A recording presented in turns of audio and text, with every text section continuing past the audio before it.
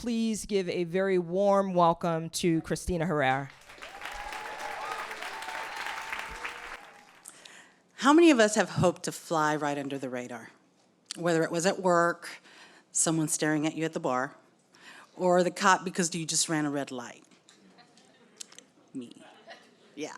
That nervous feeling, looking back, hoping he doesn't move from his spot.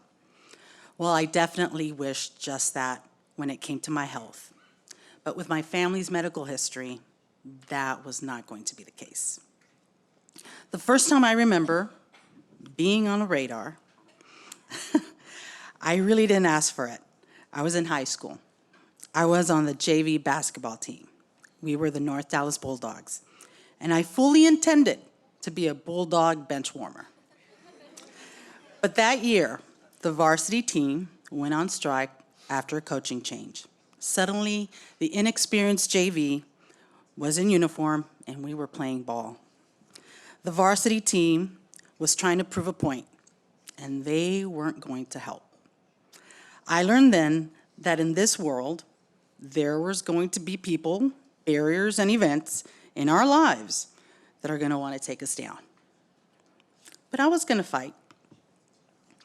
In the last 12 years, I've also lost 3 members of my immediate family: my mother, my younger sister, and my dad, who died just this summer. The discovery I made was that each family member had diabetes, and without taking care of their numbers, led to their deaths from heart disease. It's been a tough 12 years. Did you know people with diabetes and heart disease can have their life expectancy shortened by 12 years? Knowing what I knew about my family's medical history, the last thing I wanted was to be on any radar that indicated heart disease or diabetes. I'm a teacher. I had done my homework, and I realized I could be next. After my younger sister, Jessica, died from a sudden cardiac arrest in her sleep at the age of 37, I attempted to watch what I ate, developed a nice workout routine, started eating more salads. But in the summer of 2018, I did find myself in the emergency room with chest pains and shortness of breath. My blood pressure was off the charts. I hadn't done enough. Were all those salads even worth it? The doctor told me everything looked great. There was no heart damage. And I thought for a split second, maybe, just maybe, I got this. But without Dr. Wright's deep dive into my family's medical history, I wouldn't be standing here today. He asked me to stay an extra night for observations and said he could conduct a stress test the following morning. I agreed. It was only Tuesday, and I could still be at work on Thursday and make it on time for Saturday's graduation. You know, as a teacher, my students' lives are never far from my mind. On stress test day, I was ready for it. I was going to run my butt off on that treadmill. I ran for 6 minutes straight on an incline, and when I finished, I looked at him like, "Where's my medal?" Well, I didn't get any medal. Not exactly. Long story short, my reward was another night stay and a heart cath on Thursday. I'd still make it into work by Friday, right? No question on my mind. Well, I didn't make it into work on Friday. The heart cath showed I had 2 arteries that were 75% blocked. My doctor explained that he would need to perform surgery to replace the blocked arteries. Me, I had never had any form of surgery, so obviously that was out of the question. I asked, what else could he do? "Oh, you want another option? Sure, I'll put you on medication and I'll see you in a year with a full-blown heart attack, not knowing if I'll be able to help you to survive it." I was on the receiving end of a reality check, not totally unlike the kind I dish out to my students. "Okay, I'll do it. When do we schedule surgery?" He told me tomorrow morning. It hit me then. I would be missing graduation on Saturday. But he reassured me because I would be making more graduations to come. I underwent a triple bypass, and yes, I did say 2 blocked arteries before.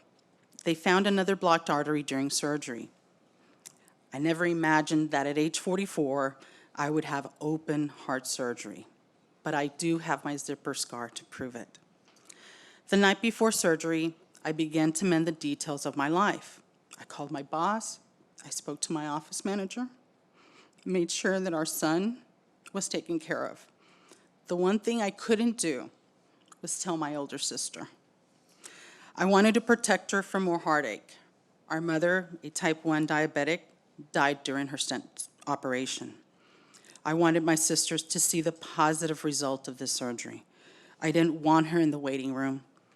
I didn't want her worried, crying, thinking the worst. I refused to let any negative thoughts in. In fact, I refused to know exactly what the whole surgery entailed, even though they did explain the whole procedure to me. I did receive a visit from the hospital chaplain right before surgery, and I wondered aloud, how could I have let it get to this point?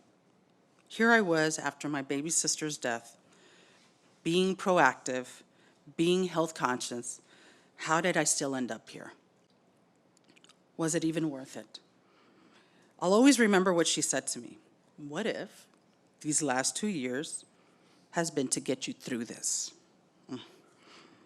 2 days after surgery, I was walking up and down the hall, far more fortunate than others on my floor. Those salads, they paid off. And another lesson, a different perspective goes a long way. I wouldn't be here without the support of a small circle of friends. My supporters consisted of a close-knit group of girlfriends that came and took care of me during my recovery. They went out, bought groceries for me. They came by on a daily to check on my needs. My son's dad made sure our son was taken care of. All I had to do was focus on recovery. My high school friends, Ray Alvarez and fellow thespian Juanita Cano, heard about what had happened, and they decided to pay me a visit. During the visit, the idea of running a 5K was brought up. And at first I thought, who in their right mind would want to run a 5K? Well, I know, you're looking at her. The more I found out about what Juanita had had to overcome, I thought to myself, who am I not to try? I realized I wanted to be part of a team where we might be a little broken, but living a little bit longer and giving it all we had, slow and steady. No Diabetes by Heart research reveals that people living with type 2 diabetes are motivated by their connections with family, friends, and a community that understands what they're going through. Knowing what I knew about my family's medical history, I had to claim my second chance, my take 2. I must be more proactive. In my family alone, we had lost already 2 generations due to heart complications of diabetes. You may be wondering, what happened to that JV turned varsity basketball team? We lost every game. It was brutal. But what I learned was that no matter if I started winning or continued to lose, no matter what I got myself into, I'm leaving my heart on that court, on that field, on that trail, and even in my classroom.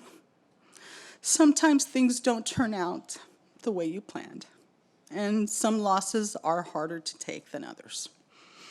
The year I lost my dad to heart complications from diabetes, yes, some losses are harder to take.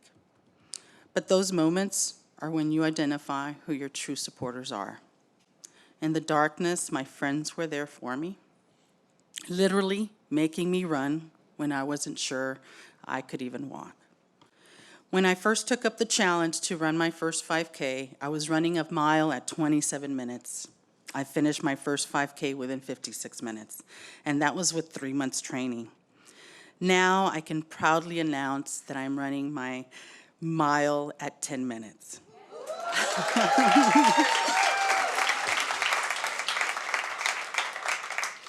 My A1C is under 5.3. My cholesterol is down 20 points. And I can feel and see the results in my body.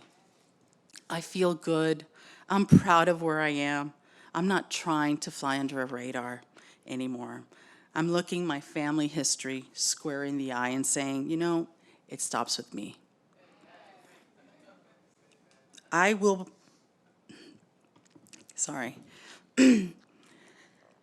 get back up when I stumble, and I will ask for help when I need it. The crazy idea of running a 5K was a turning point.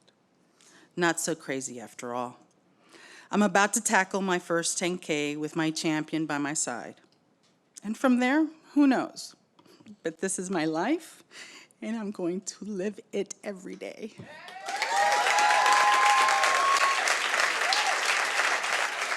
Thank you so much.